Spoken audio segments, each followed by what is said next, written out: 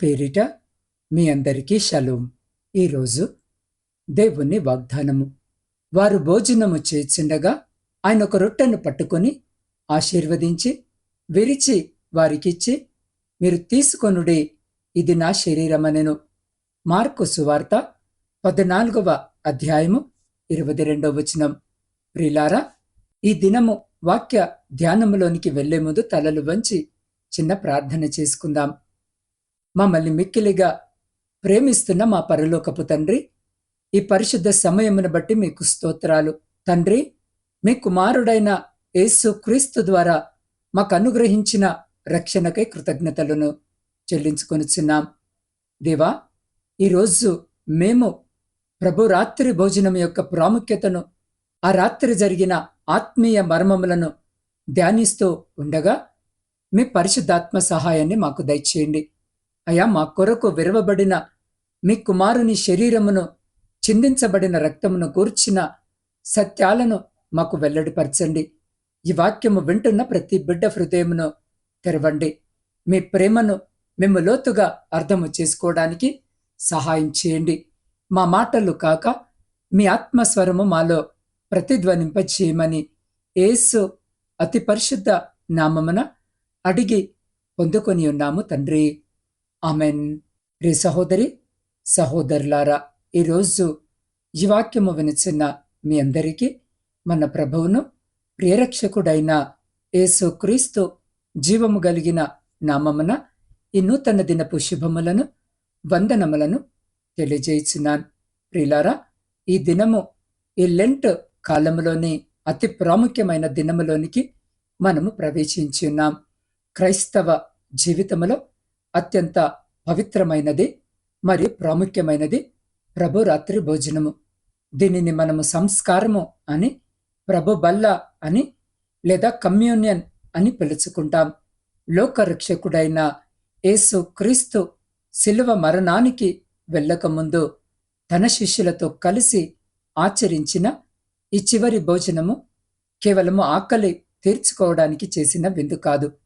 అది మానవాళి రక్షణ కోసము దేవుడు చేసిన ఒక గొప్ప ఉడంబడిక. యేసు క్రీస్తు ప్రభు ఆ రాత్రి రొట్టెను పట్టుకున్నప్పుడు అది కేవలము పిండితో చేసిన పదార్థము కాదు. అది ఆయన అప్పగించబడబోయే శరీరానికి సాదృశ్యము. ఈరోజు మనము ఈ వాక్యము ద్వారా కొన్ని ప్రాముఖ్యమైన సత్యాలను ధ్యానించుకుందాం. ఆయన మన కోసము ఎలా ఎన్నుకోబడ్డారు, శ్రమల మధ్య ఆయన ఎలా కృతజ్ఞతను చూపారు, మన కోసము ఆయన శరీరము ఏ విధముగా నలగొట్టబడింది, రక్షణ అనే వరాన్ని ఆయన మనకు ఉచితముగా ఎలా అందించారు. దేవుడు మనతో మాట్లాడబోతున్న ఈ మర్మాలను గ్రహించడానికి సిద్ధపడిన హృదయాలతో వాక్యములోనికి వెళదాం. ప్రియులారా, ప్రాముఖ్యముగా చదవబడిన లేఖన భాగము నుంచి 4 ప్రాముఖ్యమైన విషయాలు మీతో పంచుకోవాలని ఆశ కలిగి ఉన్నాను. మొదటిది, రొట్టెను పట్టుకొని. ప్రియులారా, వాక్య భాగములో మనము చూస్తే వారు భోజనము చేయుచుండగా ఆయన యొక్క రొట్టెను పట్టుకొని అని రాయబడి ఉన్నది. ప్రభు రాత్రి భోజన వృత్తాంతములో యేసు క్రీస్తు చేసిన మొదటి క్రియ రొట్టెను పట్టుకోవడము. ఆ గదిలో బహుశా చాలా రొట్టెలు ఉండి ఉండవచ్చు, కానీ యేసు ఒక ప్రత్యేకమైన రొట్టెను తన చేతిలోనికి తీసుకున్నారు. ఈ చిన్న క్రియ వెనుక ఉన్న ఆత్మీయ మర్మము ఏమిటంటే, మానవాళి రక్షణ కోసము తండ్రి అయిన దేవుడు క్రీస్తుని ఎలా ఎన్నుకున్నారో, క్రీస్తు ఆ పిలుపుకు ఎలా లోబడ్డారో ఇది మనకు తెలియజేస్తుంది. ఆ రాత్రి యేసు రొట్టెను పట్టుకోవడము లోక పాపమును మోసుకొని పోయే దేవుని గొర్రెపిల్లగా ఆయన ఎన్నుకోబడటాన్ని సూచిస్తుంది. అవును ప్రియులారా, నిర్దోషమైన బలి. పాత నిబంధన కాలంలో వేల గొర్రెపిల్లలు ఉన్నా బలి కోసము ఒక నిర్దోషమైన గొర్రెపిల్లను ఎలాగైతే వేరు చేస్తారో, అలాగే పాపపు లోకములో యేసు క్రీస్తు మన కోసము ప్రత్యేకించబడ్డారు. పరలోకము నుండి దిగివచ్చిన జీవాహారము నేనే అని ఆయన చెప్పాడు. మన ఆత్మీయ ఆకలి తీర్చడానికి తండ్రి పంపిన ఏకైక మార్గము ఆయన్నే. ప్రియులారా, యేసు ఆ రొట్టెను పట్టుకున్నప్పుడు ఆయన చేతులు వణకలేదు. తనను తాను మరణానికి అప్పగించుకోవడానికి ఆయన సిద్ధపడ్డారు. ఆయన బలవంతముగా సిలువకు వెళ్ళలేదు. రొట్టెను ఎలాగైతే తన చేతులతో స్వయముగా పట్టుకున్నారో అలాగే మన పైన ఉన్న ప్రేమతో సిలువ మరణాన్ని కూడా ఆయన స్వచ్ఛందంగా స్వీకరించారు. ఇది తండ్రి చిత్తానికి ఆయన చూపిన అత్యున్నతమైన విధేయత. ప్రియులారా, ఒక గొప్ప శిల్పి దగ్గర కొన్ని వేల రాళ్ళు ఉన్నాయి. అవన్నీ చూడటానికి ఒకేలా ఉన్నాయి. కానీ ఆ శిల్పి ఒక రాజభవనము నిర్మించాలని అనుకున్నప్పుడు ఆ వేల రాళ్లలో నుండి ఒక ప్రత్యేకమైన రాయిని తన చేతిలోనికి తీసుకున్నాడు. ఆ రాయిని ఎందుకు తీసుకున్నాడు అనంటే దానిలో ఉన్న గట్టితనం, దాని విలువ అతనికి తెలుసు. ఆ రాయి శిల్పి చేతికి దొరకక ముందు ఒక సాధారణమైన రాయిలాగే ఉంది. కానీ శిల్పి దాన్ని పట్టుకున్నప్పుడు దానికి ఒక ఉద్దేశము ఏర్పడింది. ఆ రాయి చెక్కబడటానికి, దెబ్బలు తినడానికి సిద్ధపడింది. కాబట్టి అది రాజ భవనానికి మూలరాయి అయింది.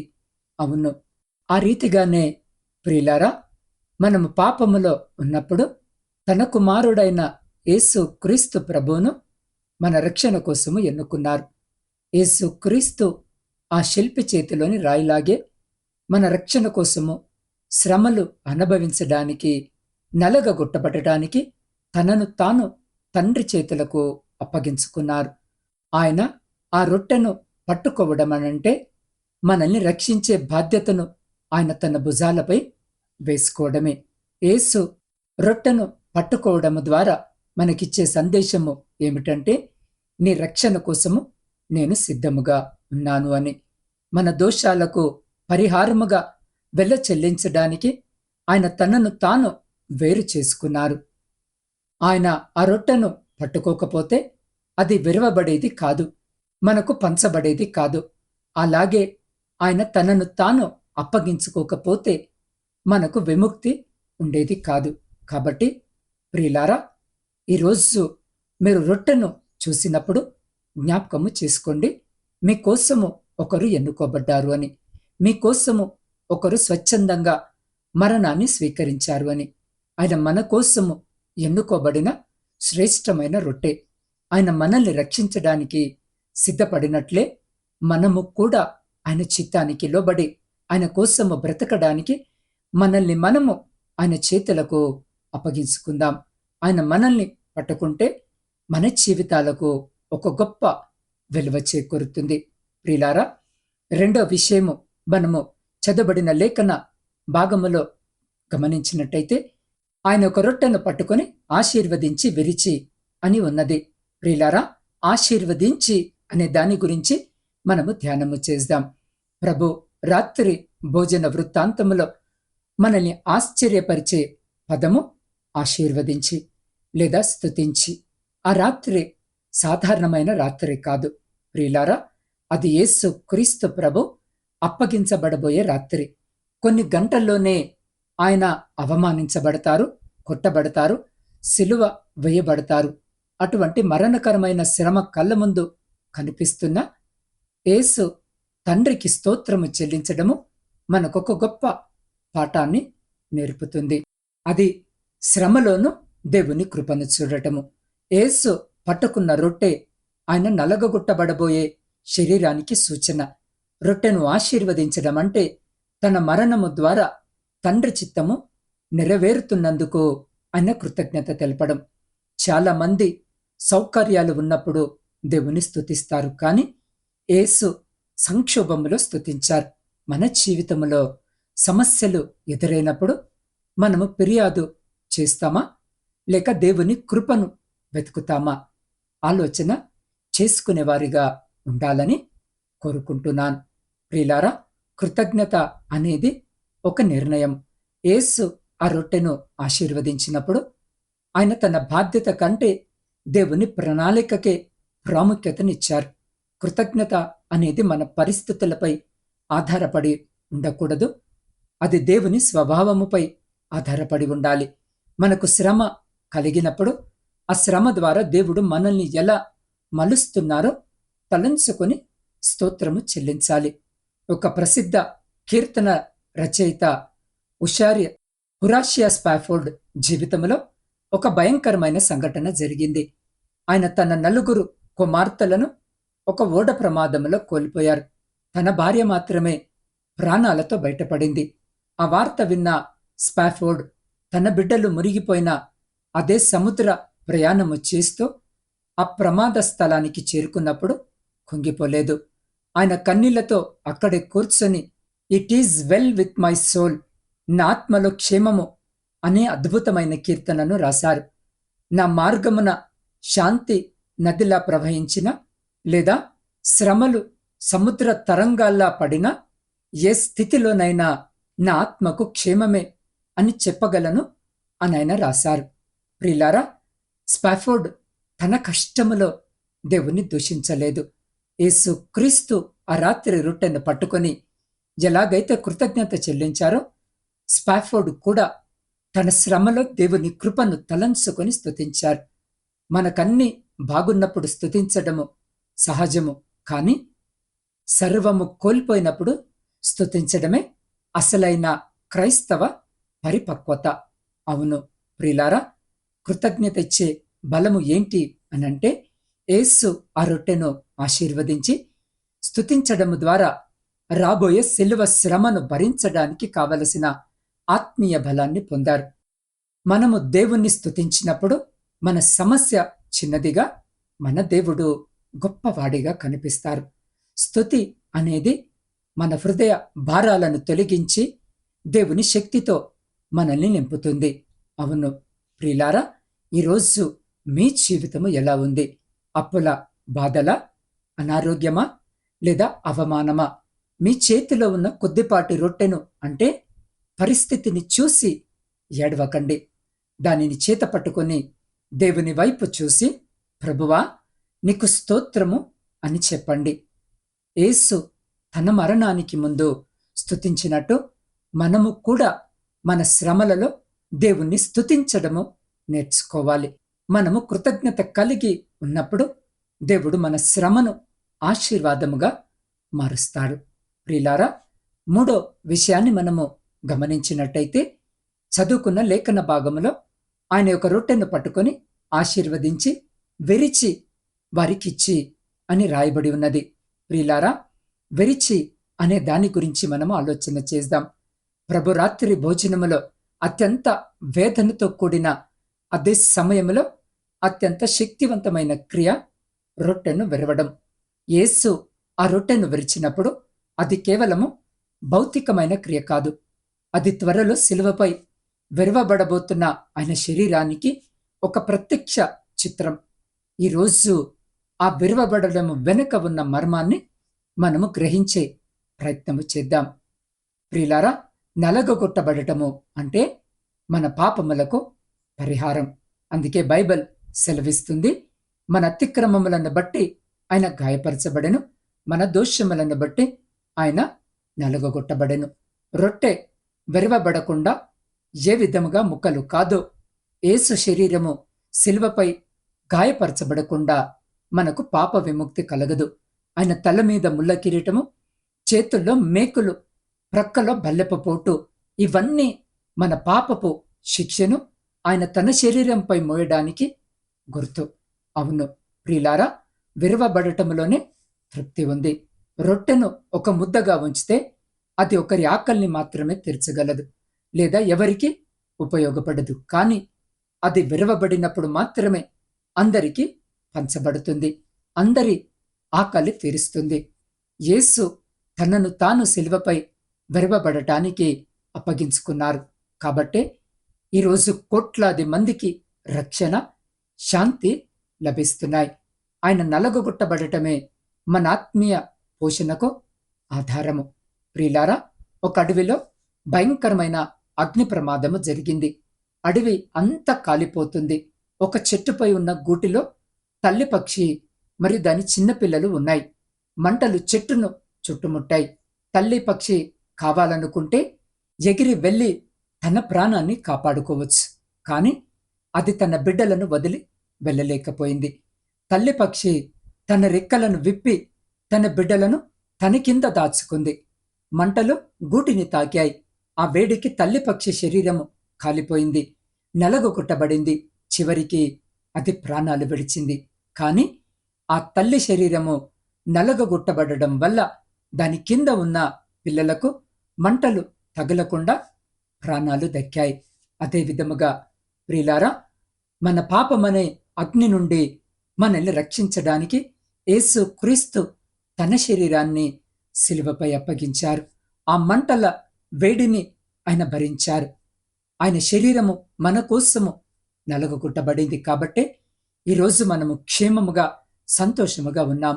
ఆయన పొందిన గాయాల ద్వారానే మనకు స్వస్థత కలిగింది. అవును ప్రియులారా, విరవబడిన రొట్టె మనకు ఆత్మీయ ఆహారం. అందుకే యేసు ఇలా అన్నారు, ఇది నా శరీరము. భౌతిక ఆకలి తీరడానికి ఆహారము ఎలా అవసరమో మన ఆత్మ బ్రతకడానికి విరవబడిన క్రీస్తు అంత అవసరము. రొట్టె విరవబడకపోతే మనకు పోషణ లేదు. క్రీస్తు బలి కాకపోతే మనకు నిత్య జీవము లేదు. ప్రతిసారి మనం ప్రభు బల్లలో పాలు పొందుతున్నప్పుడు ఆ విరవబడిన రొట్టె ముక్కను చూసి నా కోసము నా దేవుడు ఎంతగా నలగగొట్టబడ్డారో అని జ్ఞాపకము చేసుకోవాలి. ప్రియులారా, యేసు క్రీస్తు ప్రభు మీకోసము, నా కోసము, మనందరి కోసము విరవబడ్డారు. మీ శాంతి కోసము ఆయన గాయపరచబడ్డారు. ఆయన శరీరము నలగగొట్టడం వలనే ఈరోజు మనకు పరలోక రాజ్యపు వారసత్వము లభించింది. ఈ గొప్ప త్యాగాన్ని తలంచుకుంటూ మన పాపపు జీవితాలను విడిచిపెట్టి ఆయన మన కోసము చేసిన త్యాగానికి విలువనిస్తూ జీవిద్దాం. ప్రియులారా, చివరి మాటను మనము గమనించినట్టయితే ఆయన ఒక రొట్టెను పట్టుకొని ఆశీర్వదించి వెరిచి వారికిచ్చి మీరు తీసుకొనుడి అనెను అన్నమాట ప్రకారము, ప్రియులారా, ఈ వాక్య భాగములో వారికిచ్చి అనే మాటను మనము ధ్యానము చేద్దాం. ప్రభు రాత్రి భోజనములో చివరి ఘట్టము ఇవ్వడము. యేసు రొట్టెను పట్టుకున్నారు, ప్రార్థించారు, వెరిచారు. కాని అది ఆయన దగ్గరే ఉంచుకోలేదు. ఆయన దానిని తన శిష్యులకిచ్చారు. ఈ చిన్న క్రియలో ఒక గొప్ప సువార్త సత్యము దాగి ఉంది. రక్షణ అనేది దేవుడిచ్చే బహుమానము. అది మనము కొనుక్కునేది కాదు, సంపాదించుకునేది కాదు. ఆయన ఇచ్చే దానిని కేవలము విశ్వాసముతో అందుకోవడమే. అందుకే రక్షణ సంపాదించుకునేది కాదు, పొందుకునేది. లోకములో ఏదైనా కావాలనంటే మనము కష్టపడాలి లేదా వెల చెల్లించాలి. కానీ పాప విముక్తి అనే వెల కట్టలేని అనే వరాన్ని మనము సంపాదించుకోలేము. ఎందుకంటే దాని వెల చాలా ఎక్కువ. అది మన వల్ల కాదు. అందుకే యేసు క్రీస్తు శిలువపై ఆ వెల మొత్తాన్ని చెల్లించి రక్షణను మనకు ఉచితముగా ఇచ్చారు. ఎఫెసీలకు రాసిన పత్రిక 2వ అధ్యాయము 8వ వచనము సెలవిస్తుంది, మీరు విశ్వాసము ద్వారా కృపచేతనే రక్షింపబడి ఉన్నారు. ఇది మీ వలన కలిగినది కాదు, ఇది దేవుని వరమే అని. అవును ప్రియులారా, యేసు రొట్టెను ఇచ్చినప్పుడు శిష్యులు దానిని అందుకోవలసి వచ్చింది. దేవుడు రక్షణను అందరికీ ఇస్తున్నారు. కానీ అది ఎవరికి సొంతమవుతుందంటే ఎవరైతే తమ చేతులు చాచి హృదయపూర్వకముగా దాన్ని అంగీకరిస్తారో వారికే ఆయన త్యాగాన్ని, అవును ప్రభువా ఇది నా కోసమే అని ఒప్పుకోవడమే మనము చేయవలసిన పని. ప్రియులారా, ఒక పట్టణములో ఒక దయగల ధనవంతుడు ఉండేవాడు. ఆ ఊరిలో చాలా మంది అప్పుల బాధలో ఉండటం చూసి ఆయన ఒక ప్రకటన చేశాడు. రేపు ఉదయము 10 గంటల నుండి 12 గంటల లోపు ఎవరైతే నా కార్యాలయానికి వస్తారో వారి అప్పుల పత్రాలన్నీ నేను చింపివేసి వారికి విడుదల పత్రాన్ని ఉచితంగా ఇస్తాను అని ప్రకటన జారీ చేశాడు. ఊరంతా ఈ వార్త తెలిసింది. కానీ ప్రజలు నమ్మలేదు. ఎవరైనా ఉచితముగా అప్పులు ఎలా తీరుస్తారు, ఇందులో ఏదో మోసము ఉంది అని చాలామంది రాలేదు. కానీ ఒక పేదవాడు మాత్రము పోతే పోయింది, ఒకసారి వెళ్ళి చూద్దామని సరిగ్గా 10 గంటలకు వెళ్ళాడు. ఆ ధనవంతుడు నవ్వుతూ అతనికి విడుదల పత్రాన్ని ఇచ్చాడు. ఆ పేదవాడు ఏమీ చెల్లించలేదు. కేవలము ధనవంతుడి మాట నమ్మి వెళ్ళాడు. ఆయనిచ్చిన దానిని తీసుకున్నాడు. మిగిలిన వారు బయట నిలబడి చర్చించుకుంటూనే ఉన్నారు. కాని వారు రక్షణను అంటే విడుదలను పొందుకోలేకపోయారు. అవును ప్రియులారా, మనము కూడా దేవుడు పరలోకపు ఐశ్వర్యాన్ని, పాపక్షమాపణను తన కుమారుని ద్వారా మనకుచితముగా ఇస్తున్నారు. మనము చేయవలసిందల్లా మన అపనమ్మకాన్ని విడిచిపెట్టి తీసుకొనుడి అని ఆయన పిలుపునిస్తున్నాడు. విశ్వాసముతో ఆయన చెంతకు వెళ్ళడమే, అంగీకరించడమే మన బాధ్యత. యేసు రొట్టెను అందించినప్పుడు శిష్యులు దానిని తీసుకోకుండా ఉంటే వారి ఆకలి తీరేది కాదు. అలాగే క్రీస్తు శిలువ త్యాగము ఎంత గొప్పదైనా మీరు దానిని వ్యక్తిగతముగా అంగీకరించకపోతే మీ పాపములకు క్షమాపణ దొరకదు. రక్షణ సిద్ధముగా ఉంది, విందు సిద్ధముగా ఉంది. చేయి చాచి ఆ పరలోకపు రొట్టెను అందుకోవడానికి మీరు సిద్ధమేనా? అవును ప్రియులారా, రక్షణ అనేది ఒక బహుమానం. బహుమానానికి వెల ఉండదు, కానీ అదిచ్చే వారికి మాత్రము ఎంతో ఖరీదైనది. దేవుడు తన ఏకైక కుమారుడిని బలిగా ఇచ్చి ఈ రక్షణను కొన్నారు. ఈరోజు ఆయన ఆ రక్షణను మీ చేతికి అందిస్తున్నారు. మీరే స్థితిలో ఉన్నా, ఎన్ని పాపాలు చేసినా, ప్రభువా నా కోసము మీరు సిద్ధపరిచిన ఈ రక్షణను నేను స్వీకరిస్తున్నానని చెప్పండి. అనిచ్చే ఉచిత కృపలో పాలు పొందండి. ప్రియ సహోదరి సహోదరులారా, ఈరోజు మనము ధ్యానించిన ప్రభురాత్రి భోజనము కేవలము ఒక చారిత్రక సంఘటన కాదు. అది నేటికి మన ఆత్మలకు జీవాన్నిచ్చే నిత్య నిబంధన. ఆ రాత్రి ఆ గదిలో యేసు క్రీస్తు చేసిన ప్రతి క్రియ వెనుక మన పాప క్షమాపణ దాగి ఉంది. ఆయన రొట్టెను పట్టుకున్నప్పుడు తండ్రి చిత్తానికి తనను తాను అప్పగించుకున్నారు. లోకమంతా పాపపు చీకటిలో కొట్టుమిట్టాడుతూ ఉండగా మనల్ని వెలుగులోనికి నడిపించడానికి ఆయన లోకపు వెలుగుగా తనను తాను సిద్ధము చేసుకున్నారు. ఆయన పట్టుకున్న ఆ రొట్టె రేపు శిలువపై చిందించబోయే రక్తానికి, నలగగొట్టబడబోయే శరీరానికి ఒక మౌన సాక్ష్యము. ప్రియులారా, ఆయన రొట్టెను విరిచినప్పుడు అది కేవలము పిండితో చేసిన రొట్టె మాత్రమే కాదు, అది మన అతిక్రమముల కోసము గాయపరచబడిన ఆయన పవిత్ర శరీరము. ఆయన పొందిన దెబ్బల చేత మనకు స్వస్థత కలుగుచున్నదని యెషయా 53:5 చెప్పిన ప్రకారం మన అపరాధాల శిక్షను ఆయన తన శరీరంపై మోశారు. ఆ రొట్టె ముక్కలైనట్లుగానే ఆయన హృదయము మనపై ఉన్న ప్రేమతో బద్దలైంది. ఆ విరవబడటమే మనల్ని దేవునితో అతికించింది. యేసు ఆ రొట్టెను విరిచి తన దగ్గర ఉంచుకోలేదు, ఆయన వారికిచ్చెను అని రాయబడి ఉన్నది. ఆయన విరవబడకపోతే మనకు ఆత్మీయ పోషణ లేదు. ఆయన చిందించిన రక్తము లేకపోతే మన పాపములకు క్షమాపణ లేదు. మనము తీసుకునే ప్రతి రొట్టె ముక్క, మనము త్రాగే ప్రతి పాత్ర, నువ్వొంటరివి కావు, నీ కోసము ప్రాణము పెట్టిన దేవుడు నీకు తోడుగా ఉన్నాడు అని మనకు గుర్తు చేస్తూనే ఉంటాయి. ప్రభు బల్ల దగ్గరకు మనము వచ్చిన ప్రతిసారి అది కేవలము ఒక ఆచారముగా మిగిలిపోకూడదు. ఆయన మన కోసము విరవబడినట్లే ప్రియ సహోదరి సహోదరుడా, మనము కూడా లోకములో ఇతరుల కోసము విరవబడాలి. ఆయన చూపిన ప్రేమను, త్యాగాన్ని మన పనుల ద్వారా ఇతరులకు పంచాలి. ఆయన మనకిచ్చిన ఈ ఉచిత రక్షణ ఎంత గొప్పదో గ్రహించి కృతజ్ఞత కలిగిన హృదయాలతో ఆయనకు సాక్షులుగా జీవించాలి. ఆయన శరీరం ద్వారా మనకు నిత్య జీవము లభించింది. ఆ జీవమును మనము కలిగి ఉండి ఇతరులకు ఆ వెలుగును పంచుదాం. కాబట్టి ప్రియ సహోదరి సహోదరుడా, ఇప్పుడు మనమందరము ఒక నిమిషము మౌనముగా ఉందాం. మీ కళ్ళు మూసుకోండి, మీ హృదయాలను దేవుని సన్నిధిలో పరచండి. ఈరోజు మనము విన్న వాక్యము మనల్ని ప్రశ్నిస్తుంది. మీకోసము విరవబడిన రొట్టె ఆ రాత్రి యేసు రొట్టెను విరిచినప్పుడు అది కేవలం ఒక ఆహార పదార్థము కాదు, అది మన పాపముల కోసము, మన అనారోగ్యము కోసము, మన శాపముల కోసము నలగగొట్టబడిన ఆయన శరీరం. ఆ శరీరం నుండి చిందిన ప్రతి రక్తపు బొట్టు మీ విడుదల కోసమే. తీసుకొనుడి, ఇది నా శరీరము అని ఆయన నేడు మిమ్మల్ని పిలుస్తున్నారు. బహుశా మీరు లోకపు ఆశలతో, పాపపు భారముతో, తీరని వేదనతో అలసిపోయి ఉన్నారేమో. లోకములో ఏది మిమ్మల్ని తృప్తిపరచలేకపోవచ్చు. కానీ జీవాహారమైన నేను మీ దగ్గరకు వచ్చాను అని ప్రభు సెలవిస్తున్నారు.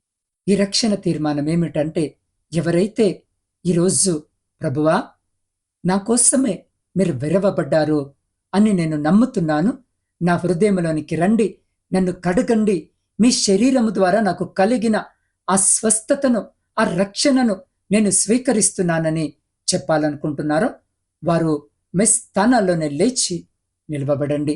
లేదా మీ కుడి చేతిని పైకెత్తి దేవునికి సాక్ష్యం ఇవ్వండి. ఇది మనుషులకు చూపే భక్తి కాదు, ఇది మీ సృష్టికర్తతో మీరు చేసుకునే నిబంధన. ఆయన మిమ్మల్ని చూస్తున్నారు, ఆయన మిమ్మల్ని ప్రేమిస్తున్నారు. మీ గత కాలపు పాపములను ఆయన జ్ఞాపకము చేసుకోరు. మీరు ఆయన చింతకు వస్తే ఆయన మిమ్మల్ని నూతనముగా సృష్టిస్తారు. కాబట్టి ప్రియ సహోదరి సహోదరుడా, మీరున్న స్థితిలోనే కొన్ని నిమిషాలు నాతో పాటి ప్రార్థనలో ఏకీభవించండి. మమ్మల్ని మిక్కిలిగా ప్రేమిస్తున్న మా పరలోకపు తండ్రి, ఈ పరిశుద్ధమైన మహిమకరమైన సమయమును బట్టి మీకు స్తోత్రాలు. దేవా, ప్రభు రాత్రి భోజనము అనే ఈ గొప్ప మర్మమును మాకు బయలుపరిచినందుకు వందనాలు. మా పాపముల నిమిత్తము శిలువపై నలగొట్టబడిన మీ కుమారుని శరీరమును బట్టి, మా శాంతి కోసము చిందించబడిన ఆయన అమూల్యమైన రక్తమును బట్టి మీకు కృతజ్ఞతలను చెల్లిస్తున్నాం.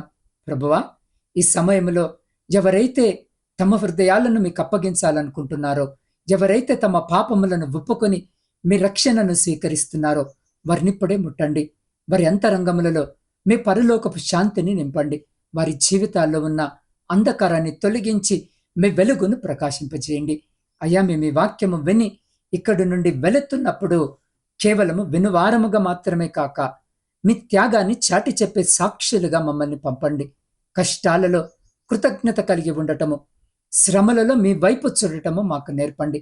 ప్రతిరోజు మీ సన్నిధిలో ఎదుగుతూ మీ రాజ్యమునకు వారసులుగా సిద్ధపడే కృపను మాకు దయచేయండి.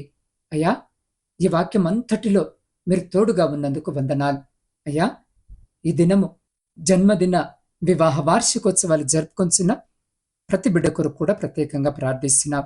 ఇతరాత్ర శుభకార్యాలు జరిగించుకుంటున్న ప్రతి బిడ్డ కొరకు కూడా ప్రత్యేకంగా ప్రార్థిస్తున్నాం. ఈ దినము బిడ్డలను జ్ఞాపకము చేసుకోండి, దీవించండి, ఆశీర్వదించండి. శారీరక మానసిక బలహీనతలతో ఆసుపత్రుల్లో చికిత్సలు పొందుతూ, గృహాలలో ఉండి చికిత్సలు పొందుతున్న ప్రతి బిడ్డను మీ పరిశుద్ధ పాదాల చింతకు తీసుకొని వస్తుండగా, అయా మా కోసము గాయపడినటువంటి మీ పరిశుద్ధమైన హస్తాన్ని బిడ్డలపై ఉంచండి. శీఘ్రమైన స్వస్థతను, మంచి ఆరోగ్యముని ప్రతి బిడ్డకు దయచేసి వారందరినీ క్షేమముగా సంతోషముగా వారి గృహాలకు చేర్చమని వేడుకుంటున్నాం. దేవ, ప్రాముఖ్యముగా ప్రపంచంలో శాంతిని, సమాధానాన్ని కలిగించండి. విడిపోయిన విచ్ఛిన్నమైన ప్రతి కుటుంబాన్ని తిరిగి కట్టండి. దేవా, ఆ రీతిగానే కుటుంబ పోషణకై కుటుంబాలను వదిలి పరాయి దేశములో ఉద్యోగాలు చేసుకుంటున్న ప్రతి బిడ్డను జ్ఞాపకము చేసుకోండి. ఎంతో మంది బిడ్డలు స్వేచ్ఛగా పని చేసుకుంటూ కావలసిన అనుమతులు లేక, అకమాలు లేక కన్నీరు విడుస్తూ కష్టపడుతూ మీ వైపు మీ సహాయం కొరకు చూస్తూ ఉండగా, అలాంటి ప్రతి బిడ్డను ఈ దినము జ్ఞాపకము చేసుకుని కావలసిన అనుమతులను, అకామాలను బిడ్డలకు దయచేయండి. ఆయా అధికారుల ద్వారా కావచ్చు, యజమానుల ద్వారా కావచ్చు, హింసింపబడుతున్న ప్రతి బిడ్డ కొరకు ప్రార్థిస్తున్నా. అధికారులతో, యజమానులతో మీరు మాట్లాడండి. నీ బిడ్డలను ప్రేమగా చూసుకునేటట్టు వారి హృదయాలను మార్చమని వేడుకుంటున్నా. వారి చేతుల కష్టారితమును రెండంతలుగా ఆశీర్వదించి వారిని, వారి కుటుంబాలను మీ కృపలో భద్రపరచమని వేడుకొంచున్నాం. దేవ, ప్రాముఖ్యముగా నాత్మీయ కుటుంబ సభ్యులందరినీ ఈ సమయంలో మీ పరిశుద్ధ పాదముల చింతకు తీసుకొని వస్తుండగా, వారి ప్రతి ప్రార్థన విన్నపాన్ని మీరు ఆలకించి అంగీకరించి ప్రతి న్యాయమైన కోరికను తీర్చి మీ ఆకాశపు వాక్యలను విప్పి సమృద్ధికరమైన దీవెన ఆశీర్వాదాల చేత బిడ్డలను దీవించి ఆశీర్వదించి తృప్తిపరిచి మీరే ఘనత, మహిమ, ప్రభావాలు పొందుమని మా రక్షకుడు, విమోచకుడైన యేసు క్రీస్తు అతి పరిశుద్ధ నామమున అడిగి పొందుకొని ఉన్నాము తండ్రి. ఆమెన్. ప్రభు మిమ్మల్ని మరి మీ కుటుంబాలను దీవించి ఆశీర్వదించి కాపాడును గాక. ఆమెన్.